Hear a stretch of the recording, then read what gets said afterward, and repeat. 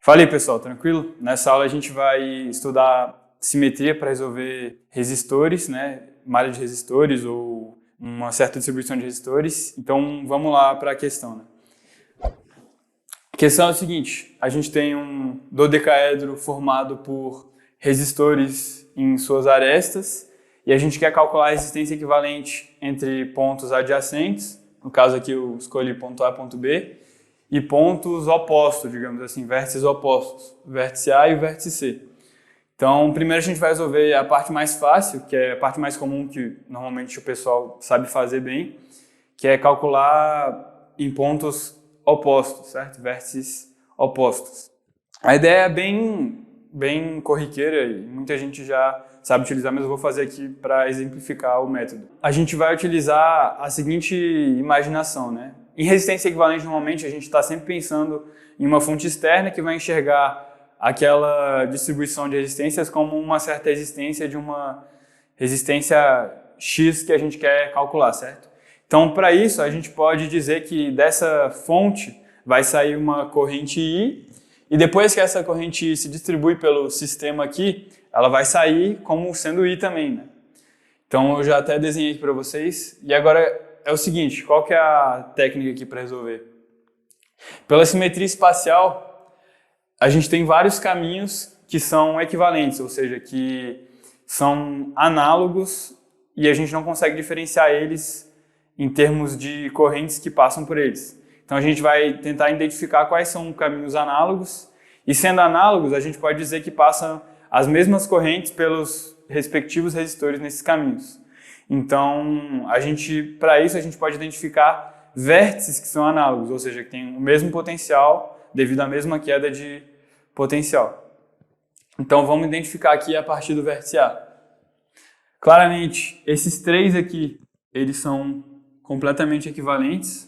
Aí depois de cada um desses vértices, você tem esses aqui que são equivalentes entre si, né?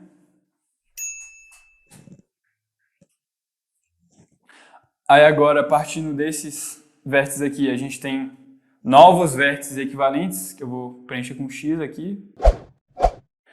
Aí agora a gente tem, por fim, uma última leva de vértices, que eu vou fazer só um tracinho aqui neles, para identificar que eles são equivalentes. Tem um vértice aqui escondido. E desses três aqui, a gente vem para cá agora, né? Que é o nosso vértice, digamos, final. Então, agora que a gente marcou vértices que são análogos, a gente pega os caminhos que são iguais, né? Então, todos os caminhos eles vão se resumir a...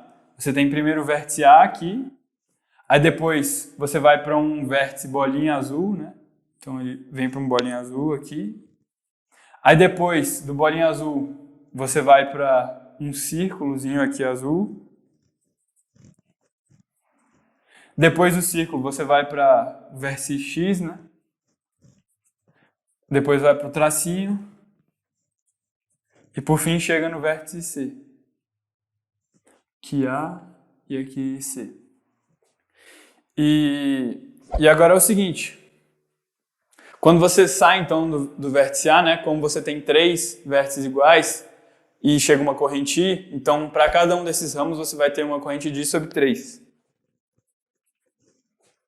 Depois desse vértice bolinha, de cada um desses vértices bolinha você consegue dois caminhos equivalentes. Então essa corrente I sobre 3 ela se divide em I sobre 6 e I sobre 6. E agora, se vocês perceberem, os vértices adjacentes de, digamos, circunferência aqui, né? Você tem vértices de onde ele veio e vértices que são equivalentes entre eles, né? Esse vértice aqui é equivalente a esse, que é equivalente a esse. Então, você não pode ter uma corrente que passa entre esses vértices. Ou seja, a corrente que vem daqui, ela só pode vir para cá depois. Porque como eles são equivalentes, eles têm o mesmo potencial e, portanto, não existe uma corrente que passa aqui. Ou seja, a corrente que veio para cá de I sobre 6, ela só tem um caminho, que é seguir reto aqui. Então, ela continua como sendo I sobre 6. Agora que você chegou no X, né? Novamente, se você olhar aqui, ela só tem um caminho. Por quê? Porque do lado de cada X, você tem um outro X que a corrente não pode passar, né? Porque como são equivalentes, eles têm o mesmo potencial, então não passa a corrente aqui. E a outra possibilidade é ir para o vértice tracinho, né? Então, ela vai ser a mesma de I sobre 6 indo para o tracinho. E por fim, né, aqui no último vértice C, ela também só tem uma possibilidade, né? Ela não pode voltar para os vértices X e só pode ir para o C. Aí agora é o seguinte, né? Depois que você chegou no vértice X, você vai agora para o vértice traço, né? E em cada vértice traço vai chegar dois tipos de, digamos, duas correntes, né? Que vão se unir. A corrente desse vértice X e desse vértice X. Então, em cada vértice tracinho, chegam duas correntes de I sobre 6. Então, do tracinho do X para o tracinho, você vai ter novamente de I sobre 6, só que do tracinho para o vértice C, você vai ter a soma delas, né? Que vai dar I sobre 3. Então, aqui, I sobre 6, e aqui, I sobre 3. Inclusive faz sentido essa distribuição, né? Porque se você olhar, você sair do vértice C para chegar no vértice A, você tem que ter, digamos, a mesma distribuição de correntes, né?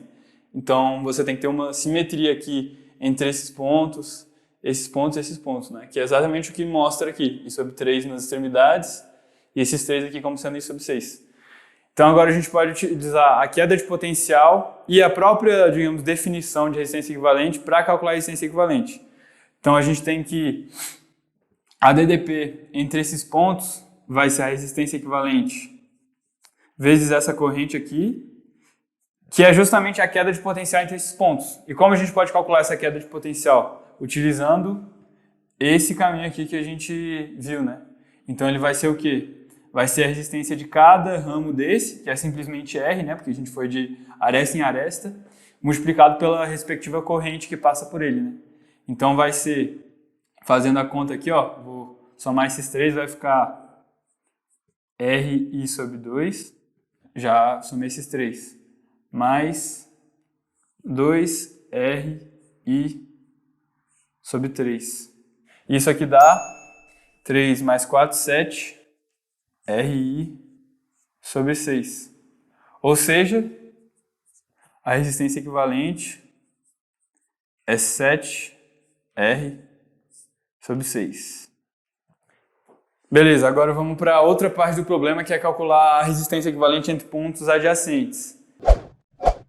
Então agora a gente vai resolver o outro item, né? O que a gente quer calcular agora é a resistência equivalente entre vértices adjacentes. No caso aqui o vértice A e o vértice B. Nesse caso aqui a gente vai novamente usar a simetria e vai usar também o princípio da superposição. E a ideia aqui, ela não é tão recorrente, né? Porque, em geral, você estuda nos cursinhos o princípio da superposição para uma malha infinita e essa distribuição de resistências infinitas, você consegue utilizar a simetria fazendo uma corrente I entrar no circuito e se distribuir para o infinito. E depois, pensando numa situação, digamos, complementar, que uma corrente sai do infinito e chega num vértice com um valor I também, né? Aqui a gente pode usar uma ideia parecida, né? Mas como essa distribuição aqui tem um número de nós finito, a gente precisa adaptar um pouco. Então, a ideia é o seguinte: se a gente fizer uma corrente I chegar no vértice A e sair I sobre 19 de cada um dos outros 19 vértices, né? Tenta lembrar aí que num dodecaedro você tem 20 vértices. E depois pensar agora de uma corrente I saindo do vértice B e entrando I sobre 19 em cada um dos outros 19 vértices. A soma dessas situações dá exatamente o que a gente quer, dá exatamente essa situação aqui. Só que no caso, a corrente, digamos, que vem da fonte não é I, né? Vai ser um I', que vai ser I mais I sobre 19. Então, a ideia aqui é pensar nessas duas situações.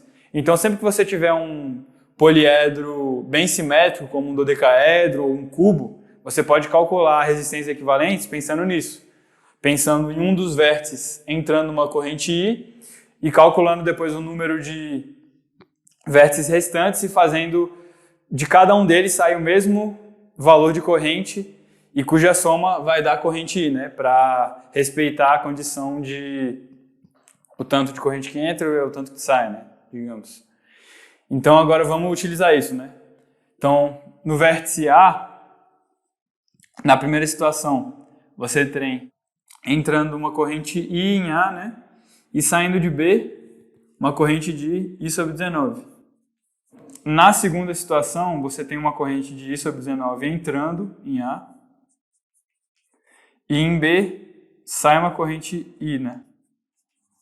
A soma dessas situações aqui vai resultar exatamente numa configuração parecida com aquela, né? Só não é igual porque agora você tem uma nova corrente entrando que não é I. É uma corrente em linha que é I mais I sobre 19. Então, nessa situação aqui, a soma delas vai dar o seguinte, né? Que a resistência equivalente vezes a corrente que vem da fonte, né? Que é um I', não é I.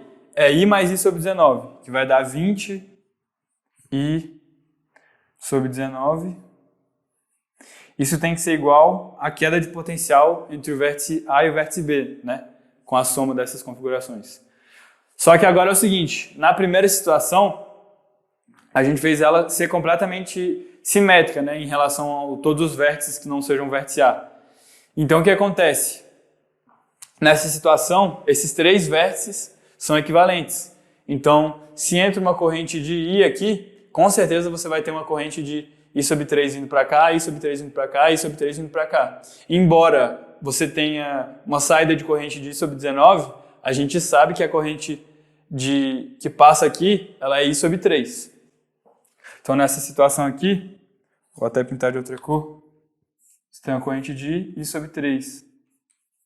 E da mesma forma, nessa outra situação, você também sabe que a corrente que passa aqui é de I sobre 3.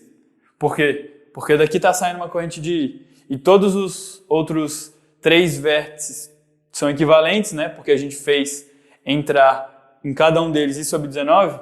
Então, em cada um deles tem que passar aqui I sobre 3, né? Em cada um desses resistores perto do vértice B. Então, aqui também é I sobre 3. Ou seja, a queda de corrente a gente pode calcular como sendo a resistência vezes a respectiva corrente que passa sobre ela, que vai ser a soma dessas duas, né? Porque a gente está utilizando o princípio da superposição. Então vai ser o R daquela resistência lá vezes a corrente que passa, que é 2I sobre 3. Então corta, ou seja, a resistência equivalente nesse caso é 19R sobre 30. Então é isso, pessoal. Valeu e obrigado por assistirem a aula aí.